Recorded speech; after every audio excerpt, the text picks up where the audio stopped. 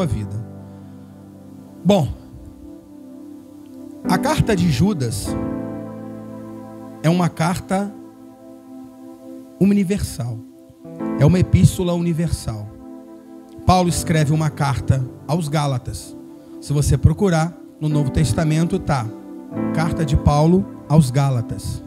Paulo escreve uma carta aos Efésios.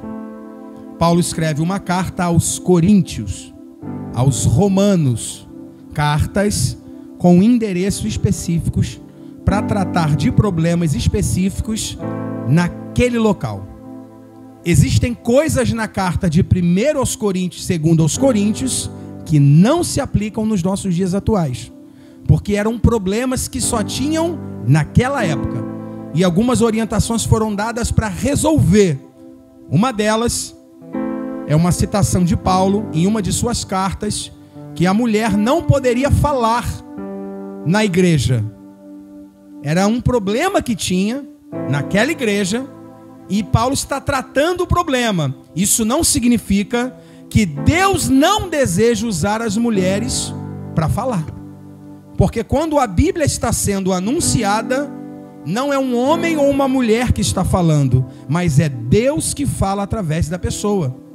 Então não há pregador ou pregadora, há pregadores do Evangelho, pessoas que anunciam o Evangelho da graça, homens e mulheres, jovens e crianças.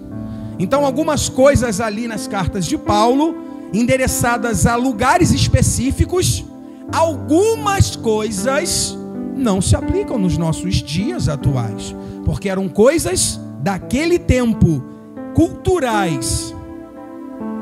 Outras sim, são mandamentos do Senhor.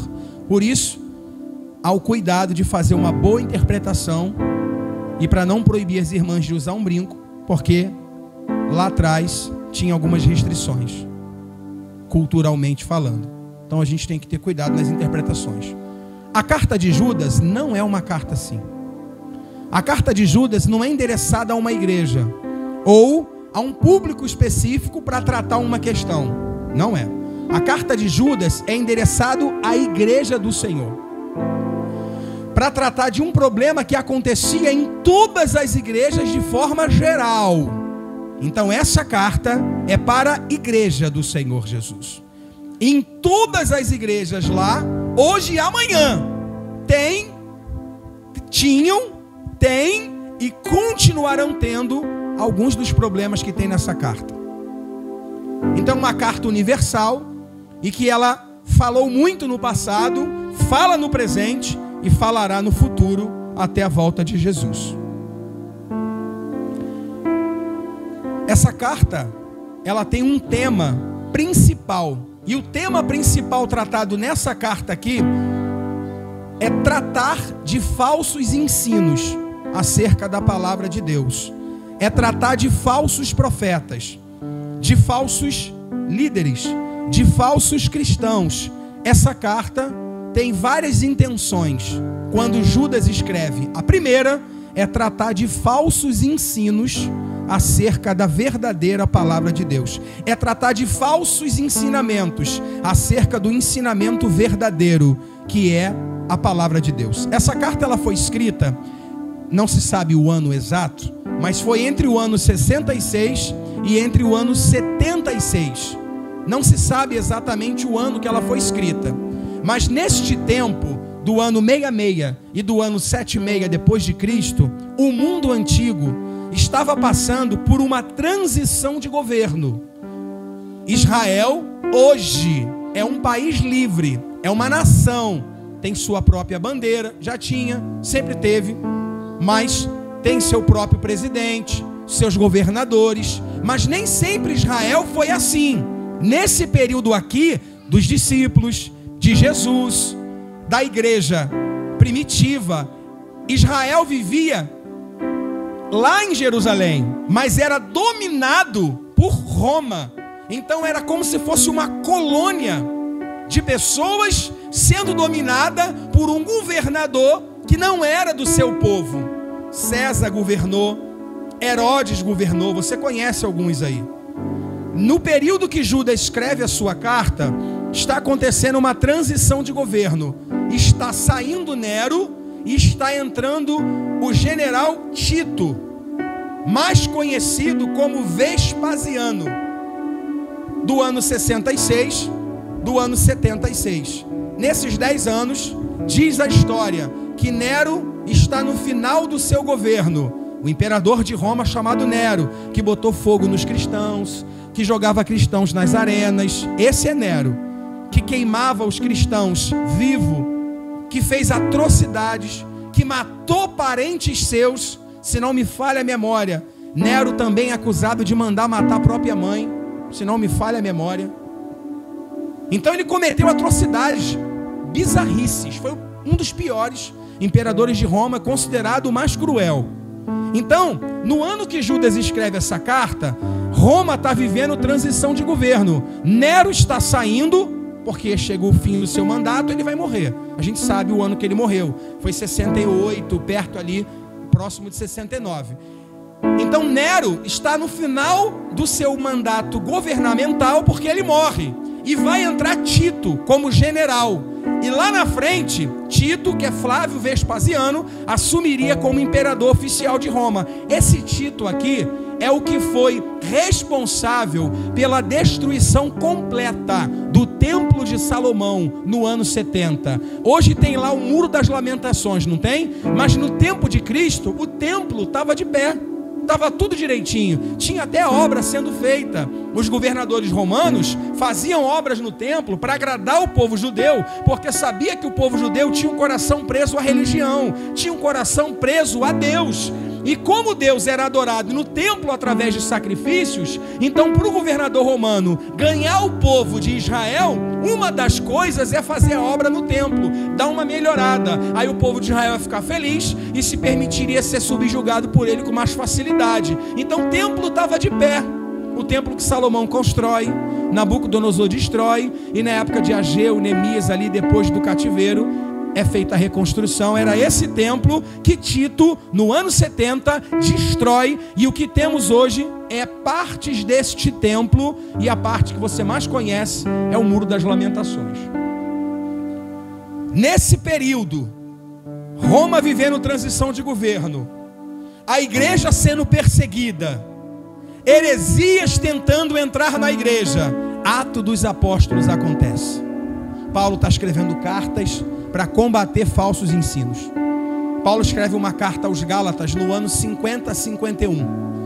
E no início da carta ele vai dizer: cuidado, porque existe aí um grupo de pessoas pregando um novo evangelho, um evangelho diferente. Cuidado com isso, porque ainda que um anjo venha dos céus e pregue um evangelho diferente desse aqui, que vocês ouviram falar através dos apóstolos, através de Jesus, através de todos que pregaram, que considere este anjo maldito, anátema, ainda que por acaso um anjo do céu venha e pregue um evangelho, pregue uma mensagem sobre Cristo diferente da que foi pregada, não dê ouvido a este anjo. Paulo está usando aqui uma hipérbole. Hipérbole é uma comparação a um nível absurdo. Ainda que eu falasse a língua dos anjos e dos homens, ninguém nunca vai falar língua de anjo. Isso é hipérbole. 1 Coríntios capítulo 13. Ainda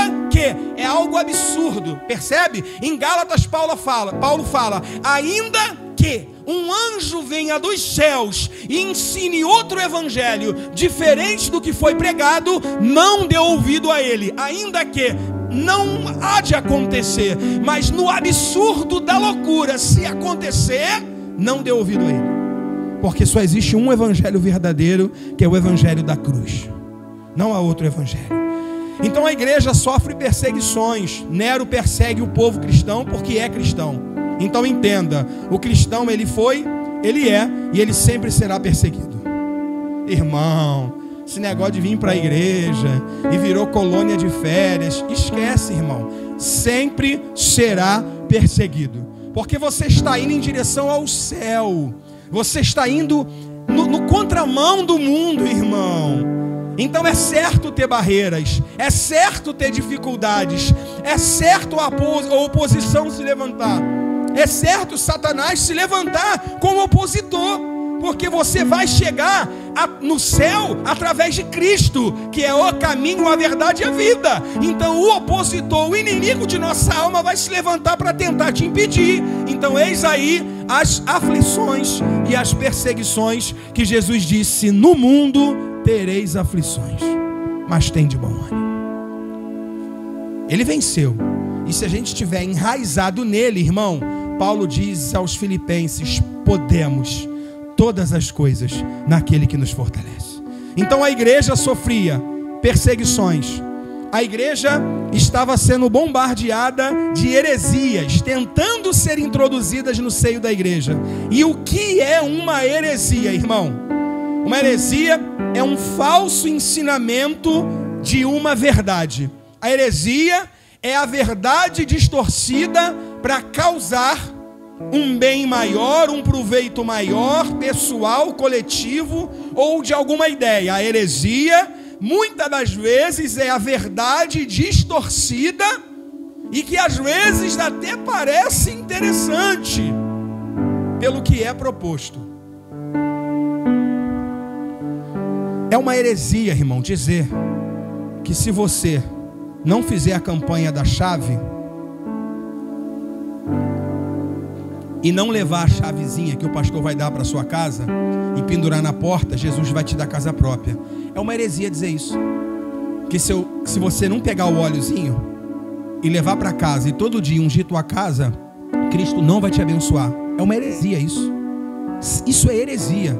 É um falso ensino, muitas das vezes usando a própria verdade. Isso é uma heresia. É a verdade distorcida. Cristo não está preso ou limitado a chave de casa, chave de carro ou a óleo ungido ou não. Cristo não está limitado a isso. Se você tem fé, se você crê e se você é fiel e obediente à palavra dele, Deuteronômio 28 vai dizer que ele dá uma ordem para as bênçãos vir correr atrás de você e te alcançar. E diz que você vai ser bendito no trabalho, bendito na sua casa, bendito na tua família. Aonde entrar e aonde sair vai ser bendito. O ventre vai ser bendito e vai dar fruto. Aonde você botar a mão vai ser abençoado. Aonde você pisar o pé se torna seu. Tão somente se ouvir a minha palavra e obedecer os meus mandamentos, eu lhe abençoarei, te colocarei por cabeça e nunca por cauda, sempre estará em cima e não embaixo. Está na Bíblia, irmão. Bênção tem a ver com obediência e não com óleo, com chave ou com alguns tipos de amuleto. Bênção tem a ver com obediência, com fidelidade. A igreja está sendo perseguida e falsos ensinos tentam entrar na igreja para corromper o evangelho puro e verdadeiro. Judas escreve a carta para combater esses ensinos. Olha o que ele vai dizer no verso 1. Acompanhe comigo na sua Bíblia. Livro de Judas, ou carta ou epístola de Judas, versículo 1. Judas, servo de Jesus Cristo, irmão de Tiago, para os que foram chamados, santificados em Deus Pai e conservados em Cristo Jesus. Olha como Judas se apresenta na sua carta: servo de Jesus, irmão de Tiago, para aquele que foi chamado, santificado e está sendo conservado em Cristo. Servo de Cristo, primeira coisa que ele fala. Segunda, irmão de Tiago. Terceira, para aqueles que foram chamados, santificados e estão sendo conservados e permanecendo até a volta de Jesus. 3 observações que ele faz na sua, digamos assim, saudação, para explicar quem ele é e para quem ele quer falar. Os santificados aqui, os guardados, é a igreja. Servo de Jesus, é ele. Irmão de Tiago, é ele também.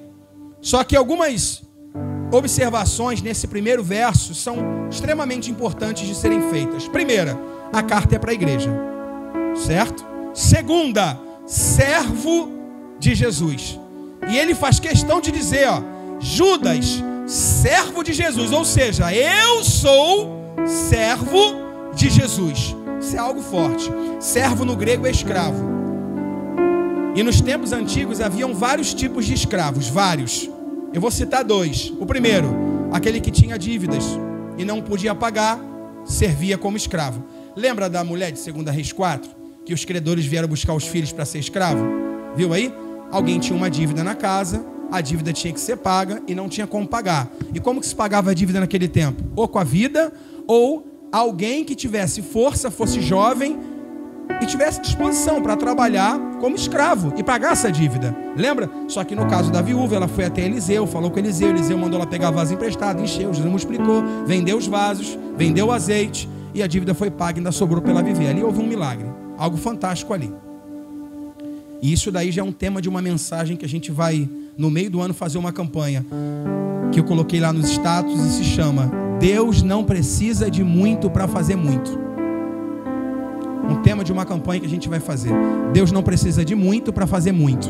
Com um pouco da viúva ele fez muito. Ou seja, ele não precisa de muito para fazer muito. Se você tiver um pouquinho de força, um pouquinho de fé, orar só um pouquinho, ler só um pouquinho, ele faz muita coisa na tua vida.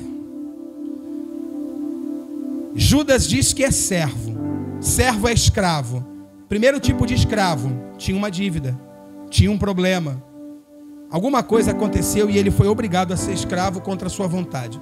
Segundo tipo de escravo é aquele que escolhia ser escravo por vários motivos.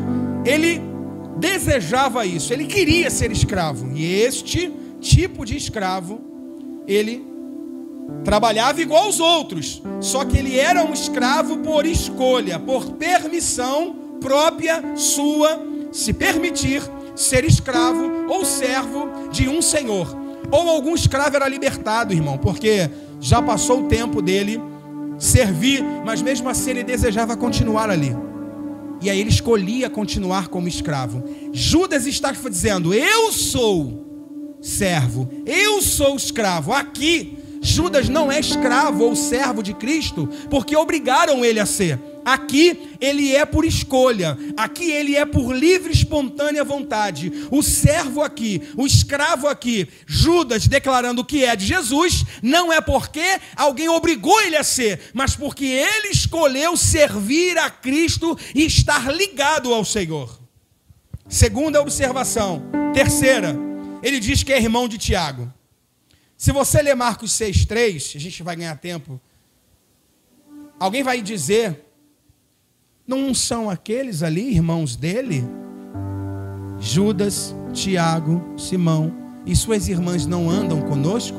É um dos versos que me mostra e corrobora o meu entendimento de que Judas é irmão de Tiago, mas também é irmão de Jesus. Então esse Judas aqui não é o que traiu, o que se suicidou, até porque a carta foi escrita do ano 66 ao 77, e isso aconteceu antes de Atos dos Apóstolos ser escrito. Foi no período dos Evangelhos. Foi ali, próximo à crucificação. Nós vamos falar isso domingo que vem na próxima aula. Não falte o estudo dominical.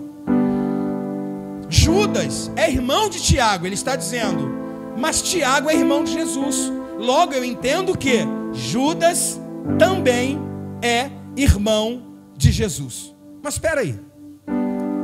Por que ele não diz direto na carta que é irmão de Jesus? Do Senhor e Salvador do mundo. Porque Judas fazendo isso, certamente, talvez ele usaria de uma posição para se beneficiar com o que ele queria dizer. Talvez Judas usurparia de uma posição de Cristo ou do nome de Cristo para desfrutar de benefícios ou ser mais propagado o seu nome e a sua escrita. Eu percebo aqui uma enorme humildade de Judas, que não usa no início da sua carta Judas, irmão de Jesus, irmão de Tiago. Não, ele diz: eu sou servo de Jesus. Mesmo sendo irmão, fisicamente falando, nascido da mesma mãe, vivendo e criado na mesma família, ele cristão entende e reconhece que Jesus existia muito antes dele nascer, porque é eterno, é o dono e o criador de toda a eternidade, e que Jesus ter nascido da mesma mãe dele era um ato divino do Espírito Santo e a promessa de Deus se cumprindo, e que Jesus, humanamente falando, seria impossível de ser irmão de alguém, porque já existia antes da humanidade, do mundo, do universo existir.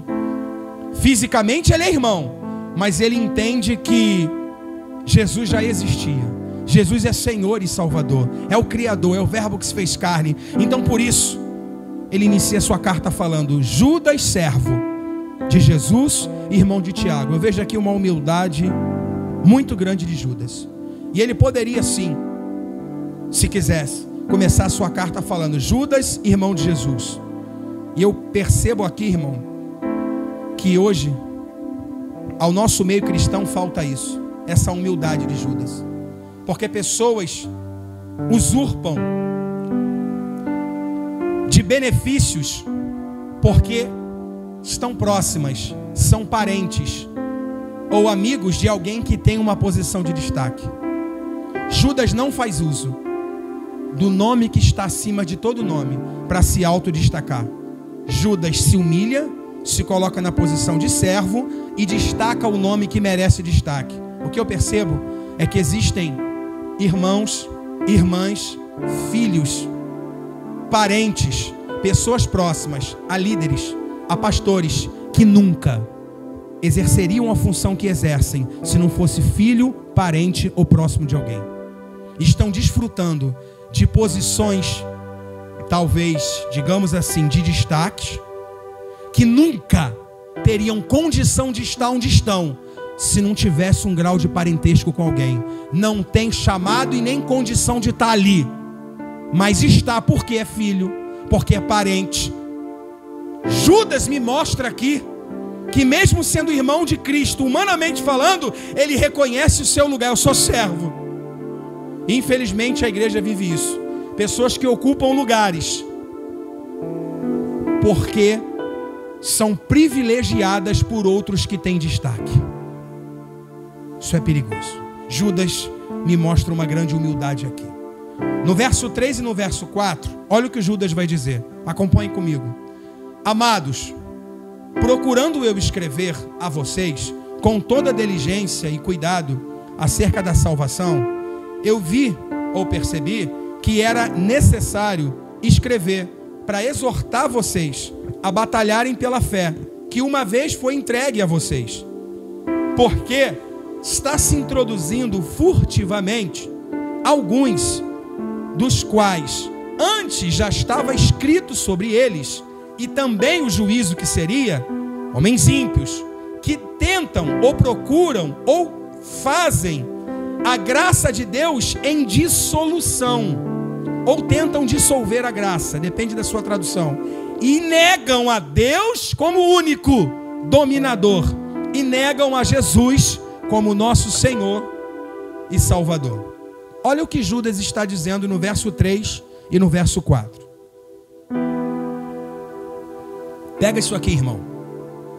Me preparei, me organizei, me dediquei e queria falar sobre a salvação. Porém, eu vi que era necessário alertar vocês sobre homens que furtivamente, de forma sorrateira, de forma escondida, de forma, sombria, se introduzem no meio da igreja e ensinam coisas erradas acerca de Cristo. Estão tentando dissolver, converter a graça de Deus. A mensagem da cruz só tem uma. E esses falsos profetas, líderes e pastores tentam, e cristãos também, dissolver a graça. O que é dissolver, irmão? O que é dissolver? Preste atenção. Você tem que tomar um comprimido. O comprimido é grande e a beça. Seu filho não quer tomar de jeito nenhum, mas tem que tomar. O que você faz com o comprimido? Joga no copo e dissolve ele. Você não amassa o comprimido? Você não mistura na água? Aí tenta fazer ele beber? Dissolver é isso. Tinha uma forma e você tirou a forma real que ele tinha. Isso é dissolver, é mudar a forma real daquilo. Então esses falsos profetas, falsos cristãos, falsos líderes, eles procuram dissolver a graça. A mensagem é uma, tem uma forma, é de um jeito, não tem outro. E eles tentam dissolver, talvez, para a pessoa conseguir beber e ficar mais agradável. Eis aí o grande problema da igreja do século 21. Fica tentando enfeitar uma mensagem que é perfeita e verdadeira para ficar mais agradável. E aí prender as pessoas no seio do que nós chamamos de igreja, quando na realidade a igreja somos nós, juntos, ligados um no outro como um corpo, está preso nos seus membros e ligado à cabeça que é Cristo. Eles tentam dissolver. Não é tão assim ruim não, irmão. Homossexualismo, calma aí, Deus é amor, e tal, e tal, e tal, tá vendo? Tentam dissolver, tentam tirar a forma real da mensagem de Cristo para ficar mais agradável aos que ouvem, para que as pessoas consigam beber também, mas sem tanta dificuldade. Esse é o evangelho que tentava entrar nas igrejas lá, e hoje continua tentando entrar nas nossas igrejas, irmão. Tem pastores casando com pastores homens, mulher com mulher, irmão, abrindo igreja e pregando Bíblia de forma dissolvida, para que as pessoas consigam beber e se sintam legais aonde estão, quando na verdade não é a mensagem verdadeira. Só há um caminho, uma verdade e uma vida, que é Jesus. E não há como mudar o que está escrito, irmão. Ninguém nasce homossexual, é comportamento. E as pessoas, se escolherem fazer isso, o final é ruim, irmão. É ruim. Mas cada um é livre para fazer o que quer. Paulo disse uma certa vez que tudo me é lícito, mas nem tudo convém, irmão. O cristão, ele é livre do peso e das garras do pecado que nos prendiam na mentira, que nos prendiam na sujeira, que nos prendiam, sabe, na imundícia. Então Jesus nos limpou. A força que o pecado tinha sobre a minha vida não tem mais, porque o sangue de Cristo me limpa de todo o pecado. Nós somos livres, mas não podemos usar da nossa liberdade em libertinagem. Você sabe o que é libertinagem? É o mau uso da liberdade. Libertinagem é a pessoa que é livre e acha que pode fazer o que quer, como quer, quando quer, porque é livre. Você é livre, irmão, mas você não pode usar a sua liberdade para se tornar em libertinagem, e aí você vai cair no problema de Coríntios. Homossexualismo, relacionamento de pai com filho. Você vai cair no problema de Romanos. Você vai cair no problema de Colossenses. Você é livre do pecado para servir a Cristo como teu Senhor e Salvador da tua vida, da tua alma, como Judas escolheu servir. Então esses falsos ensinos, eles mudam a mensagem que é perfeita e verdadeira para ficar mais fácil ser concebida. Por isso Judas vai usar a expressão dissolver.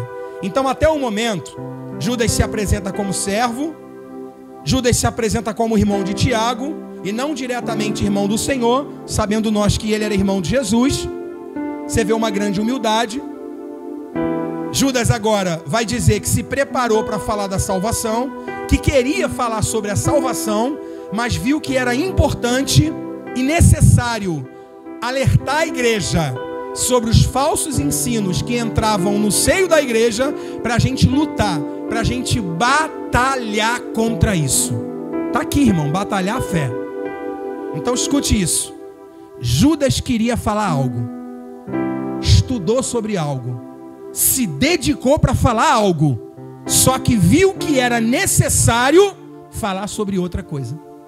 Então às vezes, irmãos, o que eu quero falar, o que eu desejo falar, às vezes é legal, mas tem coisa que no momento é muito mais necessária para ser dita.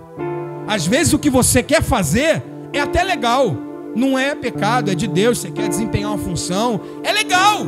Só que às vezes no momento tem coisa mais necessária para ser feita do que aquilo que você quer. Então Judas me mostra que o que eu quero às vezes não é o mais necessário. E eu preciso ver o que é prioridade. E priorizar às vezes não o que eu quero, mas sim o que é mais necessário. Porque às vezes, irmão, tem líderes e pregadores que querem pregar mensagem de porta, de chave, de carro. O anjo está indo na sua casa. Nada contra, Deus vai te abençoar. Nada contra, Deus abençoa mesmo. Só que às vezes é mais necessário ensinar para a igreja a doutrina, santidade, fidelidade. Porque eles estão aí, sabe, emocionados, com fé.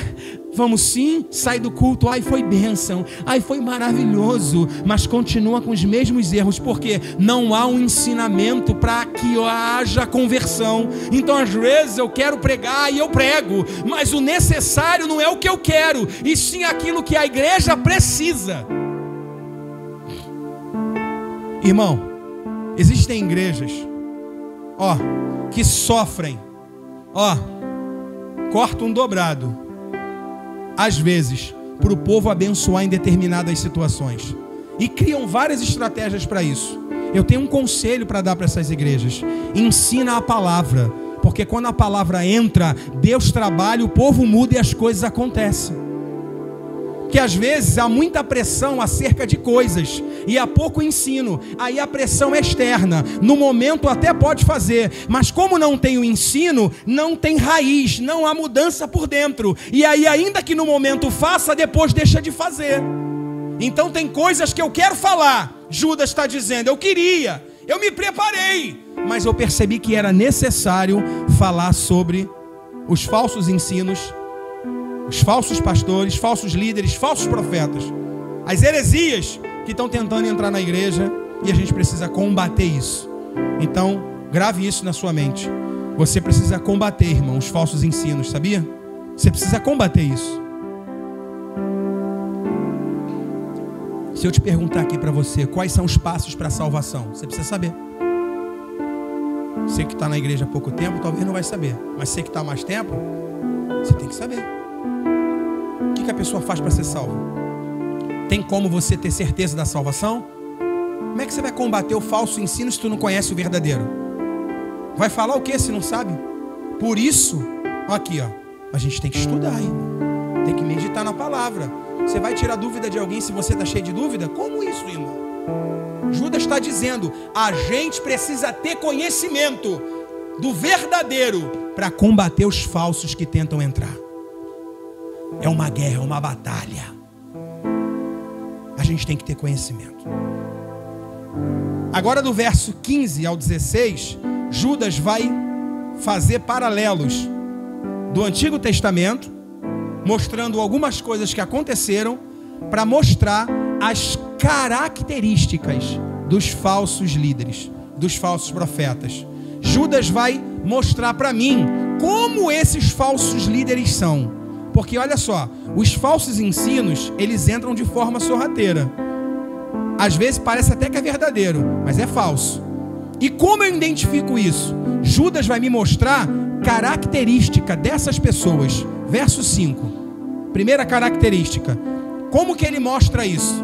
Judas vai falar de algo que aconteceu, do problema que teve, e vai falar para mim, trazendo para os dias atuais, como que os falsos mestres trabalham. Olha o exemplo que ele vai dar. Quero lembrar vocês, como quem já sabe disso, que havendo o Senhor salvo um povo, tirando da terra do Egito, destruiu depois. Eles, porque não creram. Olha o que Judas está dizendo. Judas está falando dos falsos profetas. Judas está falando dos falsos ensinos, dos falsos líderes. Olha o exemplo que ele vai dar. Eu quero lembrar a vocês que Deus tirou o povo do Egito, da escravidão, e no deserto destruiu alguns, porque não creram. O que Judas quer dizer com isso? Vamos voltar para o Êxodo. O povo sai do Egito, está em direção à terra prometida. E o povo é destruído simplesmente porque não crê? Não. Porque o povo cria em Deus. O povo tinha fé no Senhor. Mas qual é o problema daquela geração do deserto? Porque eles não foram fiéis. Eles não foram obedientes. Por que Moisés fica de fora da terra prometida? Deus mandou ele fazer uma coisa, ele fez. Então, Judas está dizendo que Deus tirou um povo do Egito e no deserto muitos foram destruídos, porque não creram. Mas não é crer no sentido de acreditar. Jesus vai dizer, no livro de João, nós estudamos aqui, que aquele que crê em mim, obedece a minha palavra. Quem me ama fará o que eu digo. Então o crer tem a ver com obedecer. Então o povo que sai do Egito e é destruído no deserto, não é simplesmente porque não acreditava na existência de Deus, porque acreditava. Todo mundo acredita, mas alguns não obedecem. Então por que o povo de Israel foi destruído no deserto? Porque não cria em Deus? Não, eles criam, mas não eram obedientes a Deus. E o que poderia durar 40 dias, durou 40 anos. Só por causa da desobediência. Aí Judas está dizendo, primeira característica de um falso profeta: ele não tem fé para obedecer. Ele até diz sobre Deus, fala sobre Deus, ensina sobre Deus, mas ele não tem fé para obedecer a Deus. Então ele cria situações próprias usando o nome de Deus. O irmão Luiz mandou um vídeo essa semana, fala de Deus, mas não obedece a Deus. É um falso profeta. Usa o nome de Deus, conhece Deus, mas não tem fé para obedecer a Deus. Aí faz essas bizarrices aí. Falso profeta. Ele não tem fé para obedecer. Segunda característica, verso 6. Lembra dos anjos que não guardaram o princípio que lhe foram deixado, ou o principado, mas deixaram a sua própria habitação? Está reservado para eles a escuridão em prisões eternas, até o grande dia do juízo.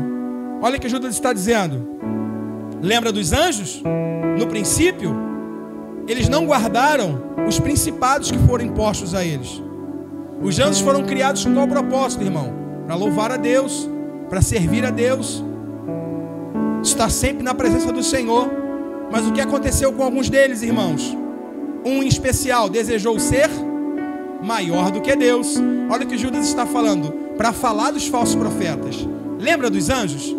Lá na eternidade, eles tinham princípios, eles tinham limites, mas eles não guardaram os seus limites, não guardaram os seus princípios.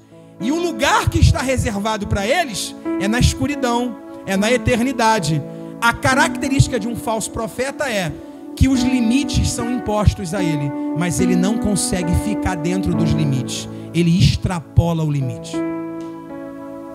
Ele sempre quer fazer algo novo, quer inventar algo diferente do que está aqui, e muitas das vezes contradiz o que está aqui. Às vezes você conhece alguém que em si não é um falso profeta, mas tem algumas dessas características que eu estou falando aqui. Essa pessoa precisa ficar em alerta, porque se ela tem isso como característica, se ela não despertar, ela pode ir para lugares que não voltará mais. E o que está reservado é a escuridão eterna. Verso 8. Terceira característica. Verso 7, perdão. Assim como Sodoma e Gomorra. Você percebe o que o Judas está fazendo aqui, igreja? Ele está trazendo situações que aconteceram, fazendo um resumo e mostrando o lado ruim da coisa lá, o que fizeram de negativo. E está falando, ó, eu vou dar um exemplo aqui para te falar como que é um falso profeta, um falso cristão, ou alguém que está caminhando para isso, para o erro, para o engano. Lembra de Sodoma e Gomorra? Tá vendo? Ele vai dar um exemplo para me falar uma verdade e me explicar o que ele quer. Assim como Sodoma e Gomorra e as cidades vizinhas se entregaram à fornicação, como aqueles, indo depois outra carne, foram postas, para exemplo, de pena, onde sofrerão o fogo eterno. Qual o problema de Sodoma e Gomorra, irmão? O problema de Sodoma e Gomorra, eles eram libertinos. Eles eram libertinos. O que é libertino, irmão? O significado. Libertino é o mau uso da liberdade, sim. Mas qual é o significado exato da palavra libertino? Atos inconsequentes, imprudentes. Para o libertino não há regras. Ele faz o que quer, como quer. Qual foi o problema da cidade de Sodoma e Gomorra? Eram inconsequentes, eram imprudentes. Para eles não havia limite. Eles faziam o que queria, como queria, na hora que queria. Característica de um falso profeta, de uma falsa mensagem. Você pode fazer tudo porque Deus te ama e você não vai ser condenado. Característica de um falso evangelho. Cristo já morreu na cruz e os teus pecados estão pagos e perdoados. Vive como quer, porque a carne morre, mas o espírito está vivo. Isso é falso evangelho. Faz o que quer, vive como quer, uma vírgula. Ele fez o que tinha que fazer. Agora faça a tua parte, até que ele venha. Sem santificação, ninguém verá a Deus. Verso 8, outra característica. Contudo, semelhantemente estão adormecidos, mortos, depende da sua tradução, contaminam a sua carne, rejeitam ser dominados e difamam as divindades ou dignidades ou seres celestiais. Outra característica de alguém que caminha para se tornar um falso cristão, um falso profeta: ele despreza ser dominado, ele despreza a autoridade de Deus. Para ele, o certo é o que ele acha, o que ele pensa, e ele faz o que quer e não olha para ver se é o que Deus quer que ele faça. Quem vive assim está caminhando para ser um falso cristão. Eu sei o que é certo para a minha vida, eu faço o que eu quero. Ele despreza a autoridade de Deus na sua palavra. Verso 9. Embora o arcanjo Miguel, quando contendia com o diabo pelo corpo de Satanás, quando contendia com o diabo a respeito do corpo de Moisés, não usou palavra de juízo ou de maldição contra ele, mas disse que o Senhor te repreenda. Aí ele vai dizer: o próprio arcanjo Miguel, tendo autoridade para fazer, não usou da sua autoridade para fazer como se eu posso, eu faço e acabou, mas disse que Deus te repreenda. Não é eu posso, eu quero, eu faço. É Ele pode, Ele quer e Ele faz através de mim e de você, se Ele quiser. O falso profeta, o falso cristão, o falso líder, o falso pastor, sei lá o que, tudo é Ele. Se não for Ele, não acontece. Se não for através dele, não funciona. Porque Deus tem um mistério comigo, irmão. Vai lá que eu vou orar e vai acontecer. Não adianta, irmão. Não vai acontecer se você orar. Faz uma fila, só eu oro, só eu faço. Não sou contra isso, fazer fila, o pastor ora todo mundo. Estou dizendo que característica de um falso cristão, de um falso evangelho, de uma falsa mensagem, é alguém que ele é o canal, a porta, ele é o quarto homem da Trindade, o semideus. Não é Cristo que é soberano e suficiente. Jesus opera através de mim, mas se Ele quiser, irmão, de verdade, Diácono Johnny vai estar tocando violão, Jesus vai estar curando. Isabelle toca teclado, Jesus cura. Diácono Fabiano está aqui na bateria, devagarzinho, Jesus cura. As irmãs estão cantando no playback, ainda que porventura erre uma parte do louvor. Se Ele quiser ver sinceridade no coração de quem está louvando e de quem está pedindo, através do louvor Ele entra e cura, salva, liberta e muda a vida. Porque quem faz é Ele, não somos nós. O verdadeiro cristão canaliza, joga o foco todo para Cristo e tira o foco de si. E o falso, ele não permite que o foco todo chegue em Cristo, mas ele traz parte do foco para ele, porque ele quer se achar importante, ele quer se sentir importante, ele quer se sentir valorizado. Verso de número 10. Estes, ou eles, falam mal do que não sabem e agem naturalmente como vivem, parecem animais irracionais e há tempos ou se corrompem. Outra característica de um falso cristão é o assunto tratado por Judas, de um falso profeta, de um falso evangelho, de uma falsa mensagem. Esse tipo de gente fala mal do que não sabe. E Judas diz que eles parecem animais irracionais, agem por instinto. Por exemplo, você tem um animal que deu cria, você chega perto e ela tenta te atacar, isso é instinto, é irracional. Às vezes você quer fazer o bem, mas ela acha que você quer fazer o mal, aí por instinto ela te ataca. Judas está dizendo que um falso cristão, um falso profeta, ele não age pela razão, mas ele age pelo instinto, pela emoção. Ele nem sabe o que vai acontecer, mas ele já pressupõe algo, já sai fazendo o que ele acha, ao invés de olhar para a razão, ao invés de olhar para o conhecimento, ao invés de olhar para a palavra e ver na palavra como ele deve proceder e o que ele deve fazer. Houve um problema na igreja, houve um pecado na igreja, aconteceu algo na igreja, já sei como vou resolver isso, e vai ser assim, assim, assim. Irmão, eu posso errar naquilo que eu acho, mas se eu olho para a palavra, eu vou acertar, porque a palavra é fiel e verdadeira. Então alguém que caminha para ser um falso cristão, ou existe e já é um falso profeta, ele toma decisões baseado no que acha, como um animal irracional, por instinto. É isso, então vamos fazer isso. Ele não consulta a real verdade do que deve ser feito. Verso 11, e vamos acelerar um pouquinho. Ai deles, olha o verso 11 aí, irmão. Eles entraram pelo caminho de Caim e foram levados pelo prêmio de Balaão e procederam na contradição de Coré. Olha o que Judas vai dizer. Característica de um falso evangelho, de um falso cristão, de um falso profeta. Eles foram levados pelo caminho de Caim, conduzidos pelo prêmio de Balaão, e caíram na contradição de Coré. Qual foi o problema de Caim? Qual foi o problema de Balaão? E qual foi o problema de Coré? Viu aí? Qual foi o problema de Caim? Inveja. Qual o problema de Balaão? Ganância, dinheiro, prestígio, fama. Qual o problema de Coré? Insubmissão. Quem é Caim? Gênesis. Um irmão oferece o sacrifício e ele mata o irmão. Lembra? Inveja.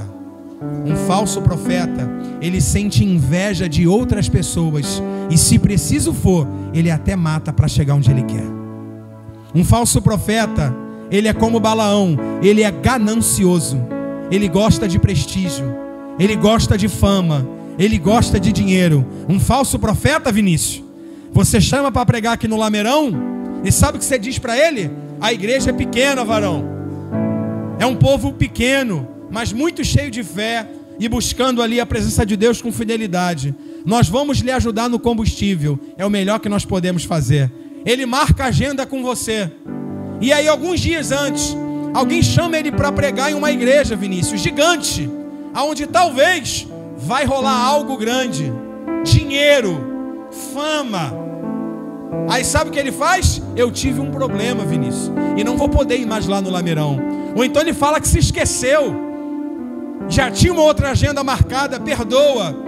Característica do falso profeta, é como Balaão, é ganancioso, e ele não está preocupado em ser instrumento de Deus para a igreja, mas ele está preocupado com o que ele vai ganhar com isso, e aonde proporcionar mais, ele está indo. Balaão era ganancioso. Sabe o que o falso profeta faz também, Vinícius? Ele fica fazendo alianças com todo mundo, com intenções erradas. Vou te levar em 4 igrejas, varão, e aí você me leva em 4, e a gente troca agenda, e vamos juntos se ajudando. Ó, ele quer estar em evidência, ele quer estar no holofote, é ganancioso, como Balaão era, e se corrompe se preciso for. Como Coré. Quem é Coré, irmão? Como Caim, ele é invejoso. Como Balaão, é ganancioso. E como Coré? Coré insubmisso, irmão. Por que Deus só fala através de Moisés? Por que Deus só usa Moisés? Por que Moisés? Por que Moisés? Por que Moisés? A ponto de se levantar contra Moisés. Coré é insubmisso. Um cristão que não é um cristão verdadeiro, ou é um falso profeta, ou se caminha para isso, ele é insubmisso, no sentido de, ele não tem prazer em ver Deus usando alguém e não usando ele.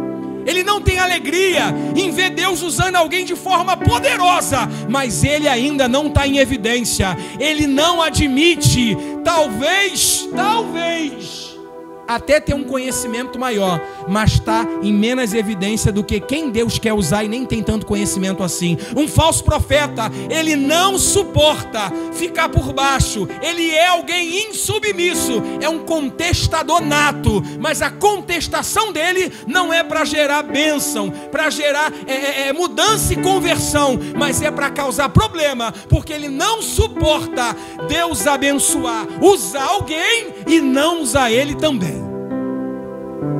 Isso está errado. A irmã não sabe nem ler direito, mas Deus usa ela para curar. Eu não aceito isso. Cuidado com isso. Você pode entrar no mesmo problema de Coré. Verso de número 12. Eles são manchas em festas de banquete ou de amor. Eles comemoram com vocês, se assentam, se reúnem sem temor. São como nuvens sem águas, levadas pelo vento de uma parte para outra, como árvores murchas, infrutíferas e mortas e desarraigadas. Outra característica de um falso profeta, de um falso cristão, eles são completamente antiéticos. Completamente antiético. Completamente antiético. Segundo, sobre o verso 12 de Judas, eles não têm pastores. Na sua Bíblia está isso aí? Eles se autopastoreiam. Está isso na sua Bíblia? Sem pastor? Eles não têm pastores. Eles se autopastoreiam. Um falso profeta vai ensinar para você que você não precisa congregar em igreja nenhuma, que você é a igreja, então você pode ficar em casa vendo alguma igreja pela televisão. Um falso profeta vai te ensinar que você não precisa vir aqui tomar ceia, que você pode comprar um pão, partir e deu graças e partiu. Um falso profeta vai te ensinar que você não precisa de estar sob nenhuma liderança, que você não precisa ter comunhão com os irmãos, e que Jesus morreu na cruz, está tudo certo, quando ele voltar você sobe. Um falso profeta vai tentar dissolver, mudar a forma da real mensagem da cruz, para fazer ela ter uma outra forma que seja mais agradável para você. Lembra que eu falei? Ele tenta dissolver, e eu dei o exemplo do comprimido. É grande, é difícil tomar aquilo. Aí você dissolve para ser mais fácil tomar. Então, falso profeta, ele quer dissolver, ele quer mudar a forma da mensagem verdadeira e fiel, para ficar mais fácil de você engolir. E isso não vai te gerar salvação, mas sim morte e condenação eterna. Judas está dizendo, combate isso. Judas está dizendo, seja contra. Judas está dizendo, protege. Judas está dizendo, se levanta e fala, denuncia. Mas como que você vai fazer? Você precisa conhecer o verdadeiro para poder combater o falso. Verso 13. Eles são ondas impetuosas que são levadas de um lado para o outro, espumam quando são arremessados. São estrelas errantes, e que está reservado para ele são as trevas e sua negrura ou escuridão. Eles são como ondas que espumam as suas ações. Gente, olha a metáfora que Judas vai usar para falar de um falso profeta. Eles são como ondas que espumam as suas ações. Para você entender o que Judas disse, você tem que estudar sobre o porquê a onda do mar, quando cai na praia, faz espuma. Senão você não vai entender. A linguagem de Judas, irmão, é uma linguagem diferente. Judas é alguém inteligente e é alguém usado por Deus. Os falsos profetas, eles são como as ondas do mar que espumam. Por que que a onda do mar faz espuma? Existem algumas coisas que corroboram para isso.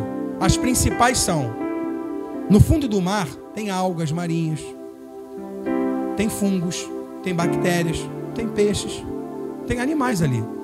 E quando tudo aquilo morre, peixe morto, água marinha morta, bactéria, quando aquelas coisas mortas ali estão mortas, elas não ficam no fundo, elas são levadas para a superfície. Aí a onda e o mar vai empurrando para a praia. E quando chega perto da praia, junta tudo que está morto com aquela onda e vira uma espuma. E aí cai na água. E tem algumas que têm até dificuldade de ir embora. Fica ali um tempinho na areia. Então Judas está dizendo, os falsos profetas, eles são como as ondas do mar que geram espumas para mostrar as suas má ações, as suas falsas ações. Então o que Judas está dizendo é que eles estão mortos em si, e que se você observar, em algum momento, isso vai ser perceptível ao olho nu, como você percebe a espuma do mar sendo lançada na praia, que é um resultado do que o mar está jogando fora. Não presta, está morto. Os falsos profetas, eles ficam escondidos por algum tempo, mesmo mortos em si, mas em algum momento eles demonstram isso. Aí a gente volta lá para o vídeo, viu aí? Podia estar escondido um tempão, mas naquele vídeo ele mostrou que ele é um falso profeta e que ele está morto em si. Uma hora você vê quem é quem de verdade. Verso 13, verso 14, perdão, 13 a gente acabou de ler, e eu vou ler até o 16 para a gente avançar. Depois eu resumo o resto, por causa do horário. E destes também profetizou Enoque. Enoque falou sobre eles, o sétimo homem depois de Adão, e que ele via o Senhor vindo com seus milhares de santos para aplicar juízo contra eles e condená-los, todos os ímpios, pelas suas obras ímpias que impiamente praticaram e cometeram, e pelas duras palavras que os ímpios pecadores disseram contra ele. 16. Eles são murmuradores, queixosos e andam segundo as suas paixões e concupiscências. Sua boca só sai arrogância, e eles admiram as pessoas apenas quando têm algum interesse. Judas vai dizer que Enoque profetizou, que Enoque disse que viu Jesus voltando com os santos para aplicar juízo sobre os ímpios. Olha isso. O sétimo homem depois de Adão viu Jesus voltando depois do arrebatamento, depois da grande tribulação, com a igreja para julgar todos que ficaram cometendo impiedade. O sétimo depois de Adão teve uma visão do que ainda não aconteceu, o arrebatamento. A igreja volta com Cristo depois da grande tribulação para aplicar juízo sobre todo mundo. Enoque já viu isso. E Judas está falando, bem profetizou Enoque, o sétimo depois de Adão. E ele termina no verso 16 dizendo que os falsos profetas reclamam de tudo, fazem o que querem. E no final ele vai dizer assim, admiram as pessoas apenas quando têm algum interesse. Característica de um cristão que não é verdadeiro, irmão. Eu não vou usar aquela expressão feia, horrível, mas ele é babão, ele é bajulador. Quando ele tem um interesse sobre algo e que passa por alguém, ele fica babando, bajulando, porque ele está interessado em alguma coisa. Então alguém que não é um cristão de verdade, ele não vai se interessar por você, em você, ou lhe ajudar inteiramente porque quer ver o teu bem, mas porque através de você quer bem para ele. Isso é um falso cristão. Ele não faz por gratidão e por amor àquele que fez por ele. E aí, porque entende que é grato e que foi ajudado, que foi salvo, ele também se sente na condição de ser canal de bênção, de ajuda para as pessoas. Ele reconhece que no pior momento da vida dele, Cristo estendeu a mão, e ele percebe que tem pessoas vivendo momentos difíceis e ele quer estender a mão. Ele sabe que Cristo abençoou ele em algumas áreas da vida, até mesmo às vezes financeiramente, em questão de alimento. e ele vê pessoas passando momentos difíceis, e ele está em condição de abençoar, e ele lembra que Cristo abençoou ele, usou alguém para abençoar ele, ou abriu uma porta, aí ele, sabe, ele é tão grato que ele quer também ajudar e abençoar o irmão. Isso é um verdadeiro cristão. Agora um falso cristão não, ele até ajuda, ele até faz alguma coisa, mas se for gerar algo para ele, se não for, ele não quer fazer. Ele é interesseiro, ele é bajulador, e ele só quer fazer se ele for estar em evidência, só quer fazer se ele for aparecer, só quer fazer se for lembrar dele, só quer fazer se o nome dele for estar, ele só quer fazer se ele tiver alguma vantagem nisso. Está cheio de gente assim hoje, que não deveriam estar pregando, deveriam estar sentadas só ouvindo. E alguns que são verdadeiros e fiéis precisam se levantar e se posicionar, porque tem uma bagunça muito grande acontecendo aí. E eu não lembro quem disse essa frase agora que eu vou dizer. Acho que foi Martin Luther King. Posso estar errando, não lembro. Mas ele disse que o que deixa ele preocupado não é a voz dos fortes, não é a voz dos injustos, não é a voz dos maus. Martin Luther King, o que deixa ele mais preocupado não é a voz dos maus, não é a voz dos injustos, mas é o silêncio dos bons. O que deixa ele preocupado, Martin Luther King, foi um dos presidentes dos Estados Unidos, não foi? Ele disse isso, e é interessante, a frase não é bíblica, mas é forte. É muito interessante, e de verdade é assim. Tem pessoas que são ruins e vivem de forma errada, que têm voz, enquanto você que está buscando com fidelidade se cala, não se levanta para denunciar o erro e ser trombeta de Deus na terra. Judas está falando: se levanta, igreja, batalha pela fé, defende, luta, diz, se posiciona, porque há muitos falsos profetas, falsas mensagens sendo pregadas, tem muita coisa e você precisa, com amor, se posicionar. Se posiciona. E eu resumo agora o final do livro de Judas, porque o tempo foi estourado. Do verso 17 ao 18, Judas ele apenas vai dar uma orientação para que a gente se lembre do que foi dito sobre os falsos profetas, pelos apóstolos, por Jesus e por todos os outros. Judas vai terminar a carta falando: vocês já entenderam como um falso profeta atua. Agora lembra que já foi dito isso antes de acontecer? Não é novidade.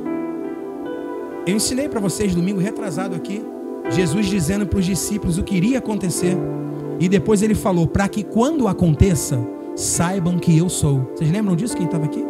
Ou seja, as coisas para o cristão são ditas antes de acontecer, para que a gente se posicione quando acontecer. Então Judas está falando: os falsos profetas, os falsos ensinos, as heresias, não é novidade, já foi dito que teria, e agora está tendo, mas lembra que já foi falado? Tem coisas na nossa vida, irmão, que Deus já está falando um tempão, e a gente não se posiciona. Aí quando acontece, você fala: meu Deus, que coisa. Irmão, dê ouvidos àquilo que está sendo dito, se posiciona como homem e mulher de Deus, seja um defensor do Evangelho, estude, medite, se posicione. Jesus conta com você. Partindo para o final, verso 20 e 21, ele orienta a igreja a permanecer firme e fiel, sem se desviar para a esquerda ou para a direita. E eu quero ler 2 versos aqui para a gente terminar. Verso 23 e 24. Vamos ler. Olha o que ele vai dizer agora. 22 e 23. Preste atenção nisso, tá? Apiedai-vos de alguns com discernimento. Salve alguns com temor, arrebatando-os do fogo, odiando até a túnica manchada de sangue, ou a túnica manchada de pecado. 22 e 23. Judas vai dar as suas últimas orientações sobre os falsos profetas. Primeira: apiedai-vos de alguns com discernimento. Existem alguns que ainda não estão enraizados, ainda não são falsos profetas declarados. Pessoas como Balaão, gananciosos. Pessoas como Caim, invejosos. Pessoas como Coré, insubmissos. Pessoas que estão mortas, e ficam se escondendo, mas a qualquer momento o mar traz, vira espuma e você vê de fato que estava morto. Mas estava um tempão ali, ó, pregando morto, cantando morto, louvando morto, no ministério morto, servindo a Deus morto, tocando nas coisas santas morto, cheio de pecado. Mas uma hora aparece. Judas está falando, nem todo mundo está nesse nível. Tem gente que ainda está em dúvida, está no começo, está se perdendo. Judas vai dizer, tenha misericórdia desses com discernimento.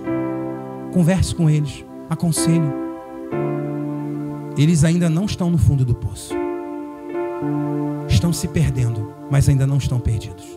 Verso 23, Judas vai dizer, seja canal de bênção, ou salvai-vos com temor, tirando-os do fogo, e odiando até a sua túnica manchada de sangue, ou de pecado. Judas vai dar um segundo conselho sobre esses homens. Ele vai dizer, procure ser canal de bênção, ou de salvação, para os que já estão condenados. Mas olha o que ele diz, ó, tenha misericórdia deles, mas rejeite, repudie tudo o que eles fazem, como eles vivem. A orientação de Judas aqui, para os falsos profetas, é duas. Existem pessoas que ainda estão se perdendo, mas pessoas que já estão perdidas. Judas vai dar duas orientações. Para quem está começando a entrar nessas atitudes erradas aí, conversa, tenha misericórdia, tenha compaixão. Varão, está errado, hein? Está entrando num caminho complicado, hein? Isso não vai ter volta. Varão, isso, varou, aquilo. E para quem já está condenado, já está lá como falso profeta, se permita ser canal de salvação para ele, sem se contaminar. E isso é difícil. Seja canal de salvação, ó, sem se contaminar, repudiando tudo que eles fazem de errado. Olha o que Judas vai dizer, irmão. Ó, pregadores gananciosos, que pregam por benefícios e não por amor ou por gratidão ao evangelho. Pastores que só apacentam por benefícios. Membros que só servem se estiverem sendo beneficiados. Judas está dizendo, procure ser canal de salvação para eles, repudiando as atitudes. Repudiar é negar, irmão. Repudiar é rejeitar. Rejeita as atitudes deles, não se contamina, tente ser canal de salvação, mas rejeite as atitudes e não se contamine. Isso é difícil, porque você prega, você canta, aí você vai conversar com um amigo teu que é pregador. Varão, vigia, varão, tu está indo por uma linha ruim, rapaz. Olha como é que você está vivendo aí. Tu abandona a tua família em casa, fica um mês fora, viaja para tudo quanto é canto. Por quê? Teu ministério primeiro é tua família, varão. Não, porque tem que morar na igreja. Sim, se você for solteiro. Se casado, não. Se tem casa e família, mora lá, né? Aqui não. Entendeu? Seu ministério começa lá. Que adianta, irmão? Você ganhou o mundo inteiro e abandonou sua família. Você vai pro inferno, irmão. Vai pro inferno. Esposo que briga com a esposa, ou a esposa que briga com o esposo, os dois estão sem se falar, e o varão está subindo o monte para orar. Cara, para de perder tempo. Para de perder tempo. Se você não consegue tratar bem a sua esposa e procurar ser para ela o que Cristo foi para a igreja, trata mal o tempo todo e está brigado com ela e ela com você, vocês só vivem em guerra, e você está orando, a Bíblia diz que tuas orações não passam nem do teto. Está orando à toa. E se você, esposa, também não consegue ser uma disjuntora, uma auxiliadora para o teu esposo, você acha que você é o homem da casa quando na vez você é a mulher? E não é maior ou menor, mas é posicionamento de cada um. A mulher está ao lado, não está em cima. Já falei isso aqui. Não foi tirada da cabeça, não é para estar em cima do homem. Não foi tirada do pé, não é para estar embaixo sendo pisada. Não foi tirada das costas para estar atrás, abandonada. Não foi tirada da frente para estar na frente do homem. Costela, do lado. É para estar ao lado, caminhando junto. Se você não consegue fazer o seu papel, irmão, vai dar ruim. Pode pregar, irmão. Pode curar. Pode evangelizar.